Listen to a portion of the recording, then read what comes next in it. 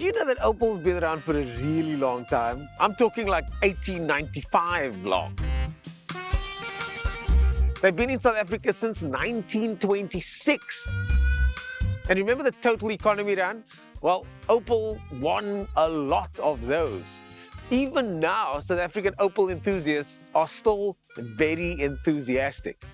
But my question is this still an Opel? And should we still consider it as one? Now, Stellantis currently owns Opel worldwide, and this one over here is based on one of Stellantis' chassis. And that chassis is shared with other brands in the range, including Peugeot, for example. So there will be a lot of similarities between this and a Peugeot. It's got 134 kilowatts and 240 newtons, and again, another shared platform engine, which is the 1.6-litre turbocharged unit.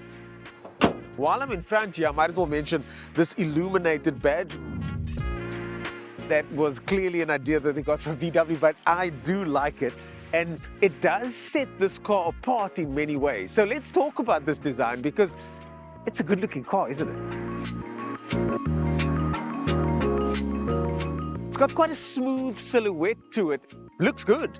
It's got 19-inch wheels on, and this spec over here is the only spec available in South Africa. Interestingly, this Grandland is not based on the previous chassis. It's a whole new chassis, which means it's bigger, longer, and has a lot more interior space. It's also got illumination at the back here, and the name is indented in the boot lid. Then you've got the boot space, which is now increased over the old model because this is a bigger chassis. It's also got an electrically operated tailgate.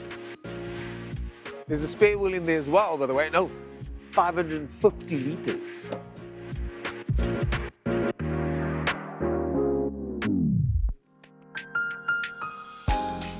This interior immediately feels quite special. Materials like this over here, these soft touch materials, it does feel like they're a bunch of small pieces stuck together, but that also gives me the sense that it's really well put together. And Opel will tell you over and over again that this car is built in Germany. Now, the infotainment system is a little bit fussy, and the letterbox style dash over here is a little bit too small. I also don't like the fact that the steering wheel is similar to the Peugeot setup, where you kind of got to look through it to see everything, and the steering wheel itself is the rim. Well, it's a little bit too thin for my liking. But I think those are personal preferences, and someone that likes this style, I think, will appreciate the sporty-ish steering wheel.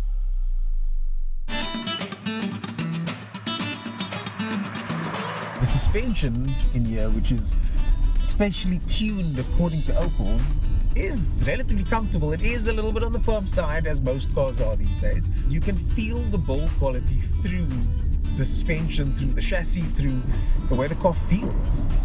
If you've driven a Peugeot, then you'll know what this drives like. It's very familiar feeling in that sense.